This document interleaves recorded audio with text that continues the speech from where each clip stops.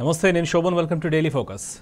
కేంద్రంలో కొలువుదీరనున్న కొత్త సంకీర్ణ ప్రభుత్వంతో తెలంగాణకు ఒరిగేదేమీ లేదా? 18వ లోక్సభతో రాష్ట్రానికి అన్యాయం జరగడం ఖాయమేనా? ఎన్డీఏ సంకీర్ణ ప్రభుత్వంలో చంద్రబాబు కీలకంగా మారడం తెలంగాణకు శాపంగా మారనుందా? హైదరాబాద్ను యూటీ చేసే కుట్రలు ఉమ్మడి రాజధానిగా కొనసాగించే కుతంత్రాలు పుట్టుకొస్తాయా? నీటి వాటాలు, బడ్జెట్ కేటాయింపుల్లో తెలంగాణకు అన్యాయం తప్పదా? Let's watch the story.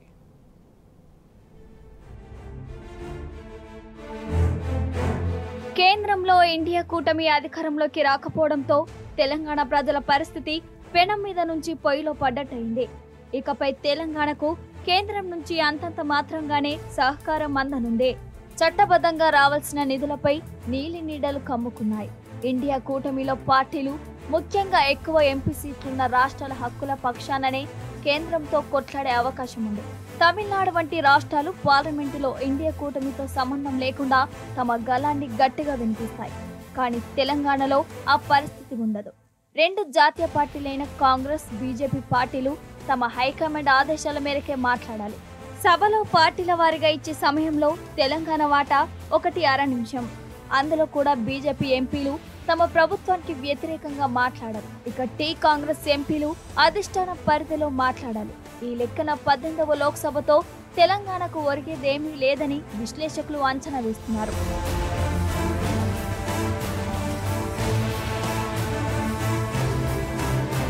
ఇక అధికారంలోకి వచ్చిన ఎన్డీఏ కూటమిలో ఇప్పుడు చంద్రబాబు కీలక భాగస్వామి కావడంతో టీడీపీ పార్టీ ప్రాధాన్యత పెరుగుతుంది. బీజేపీకి బాబు అవసరం కాబట్టి ప్రభుత్వంలో ఆయన పాత్ర కీలకంగా మారనుంది. కేంద్రంలో తీసుకునే కీలకమైన విధానపరమైన నిర్ణయాల్లో Chandrababu Naidu king maker, decision మేకర్గా మారనున్నారు. అప్పుడు తెలంగాణకు అన్యాయం జరిగే అవకాశాలు మెండుగా కనిపిస్తున్నాయి. తెలంగాణలో చంద్రబాబు శిష్యుడు రేవంత్ రెడ్డి సీఎంగా ఉన్నప్పటికీ కేంద్ర ప్రభుత్వం సహకరించే ఛాన్సే లేదు. కేంద్రం నుంచి వచ్చే నిధుల విషయంలో తెలంగాణకు అన్యాయం జరగడం ఖాయంగా కనిపిస్తుంది. రెండు తెలుగు రాష్ట్రాల మధ్య వివాదాల పరిష్కారంలో కేంద్రం నిర్ణయాలు ఏకపక్షంగా ఉండే అవకాశం ఉంది. ఎలాగూ చంద్రబాబు తమ సొంత రాష్ట్రం ఏపీకే ఎక్కువ ప్రాధాన్యత ఇస్తారు. విద్యుత్ ఆస్తుల పంపకం, నీటి వాటాల విషయంలో తెలంగాణకు వ్యతిరేకంగా తమకు అనుకూలంగా నిర్ణయాలు తీసుకోవడంలో ఆశ్చర్యమేమీ ఉండదు. ట్రిబ్యునల్స్, కోర్టులకు వెళ్లేలోపు తెలంగాణకు జరిగే అన్యాయం జరగక మానదు.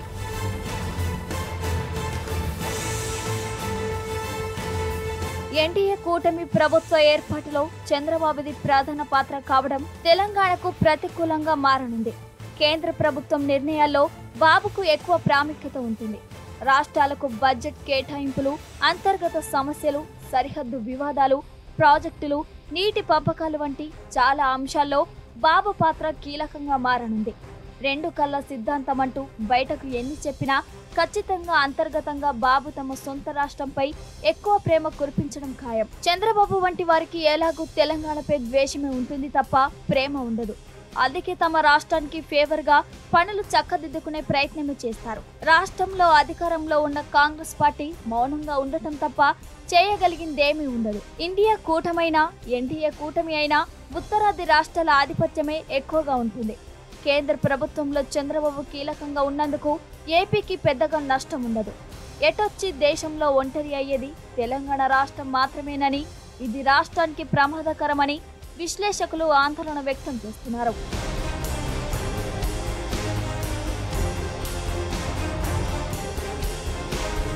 ఇప్పుడు కేంద్రం నుంచి నిధులు రాబట్టేందుకు రేవంత్ సర్కార్ సైతం చంద్రబాబుని దేబిరించడం తప్ప ఇంకో మార్గమే లేదు.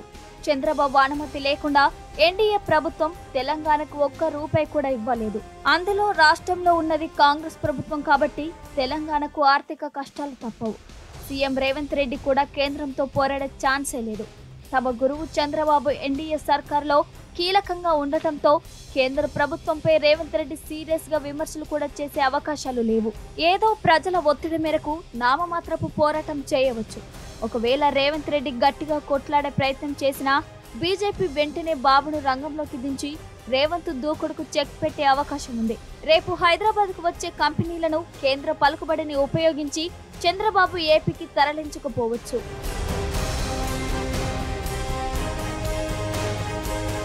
ఎన్డీఏ కూటమికి ప్రధాన ప్రతిపక్షమైన కాంగ్రెస్ పార్టీ తెలంగాణలో అధికారంలో ఉంది. దీంతో రాష్ట్రంపై అటు బీజేపీతో పాటు ఇటు టీడీపీ ఆధిపత్యం ప్రదర్శించే అవకాశం ఉంది. తెలంగాణ అభివృద్ధిపై చంద్రబాబు అనేక కొర్రీలు పెట్టవచ్చు. అంతేకాదు, తన శిష్యుడు తనకంటే మెరుగైన పాలన అందించి తెలంగాణను ఏపీ కంటే అభివృద్ధి పథంలో తీసుకెళ్తే బాబు జీర్ణించుకునే అవకాశమే లేదు. సొంత రాష్ట్రంలో రాజకీయంగా అది బాబుకు ప్రతికూలంగా మారే అవకాశం ఉంది. అందుకే రెండు తెలుగు రాష్ట్రాలను సమన్యాయంతో చూసే ఛాన్సే లేదు. తెలంగాణలో తక్షణమే రేవంత్ రెడ్డి సర్కార్కు విద్యుత్ సంస్కరణల ప్రమాదం పొంచి ఉంది. వ్యవసాయ మోటార్లకు మీటర్లు బిగిస్తేనే కేంద్రం నుంచి నిధులు విడుదల చేస్తామని ఎన్డీఏ సర్కార్ కండిషన్ పెట్టవచ్చు. భవిష్యత్తులోనూ కేంద్రం అమలు చేయాలనుకున్న సంస్కరణలకు ఇటువంటి షరతులు పెట్టి తెలంగాణను ఇబ్బంది పెట్టడం ఖాయంగా కనిపిస్తోంది.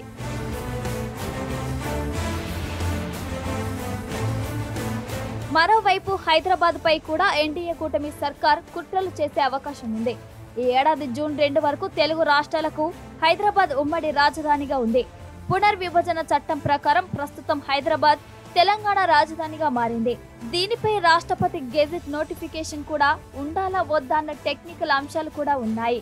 ఇప్పుడు హైదరాబాద్ ను మరింత కాలం ఉమ్మడి రాజధాని చేయాలన్న డిమాండ్ కూడా ఏపీలో కొంతమంది రాజకీయ నాయకుల నుంచి వస్తోంది. కొంతమంది అయితే ఏకంగా హైదరాబాద్ ను యూటీ చేయాలని డిమాండ్ చేస్తున్నారు.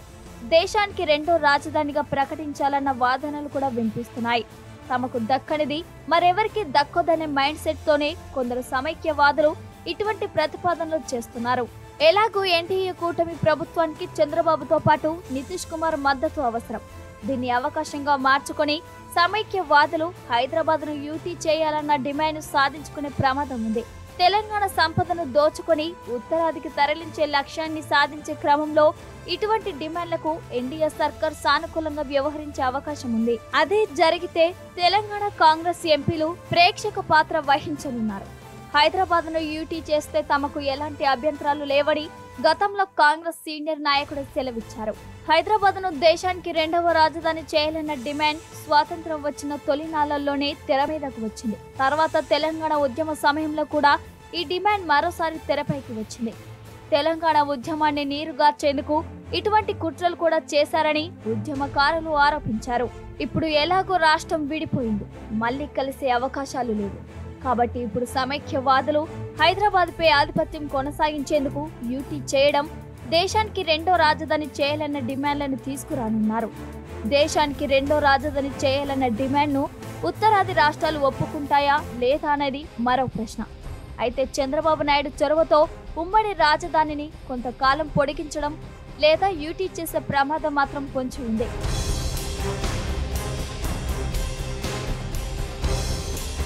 ఏది ఏమైనా తెలంగాణ ప్రజలు నిత్యం అప్రమత్తంగా ఉండాలి. కేంద్ర రాష్ట్ర ప్రభుత్వాలు చేస్తున్న కుట్రలను ఎప్పటికప్పుడు పసిగడుతూ అలర్ట్గా ఉండాలి. ఉత్తరాది పార్టీలు దాయాదుల కుట్రలపై అప్రమత్తంగా ఉండాలి. రాష్ట్రాన్ని చైతన్యంలో ఉంచాలి.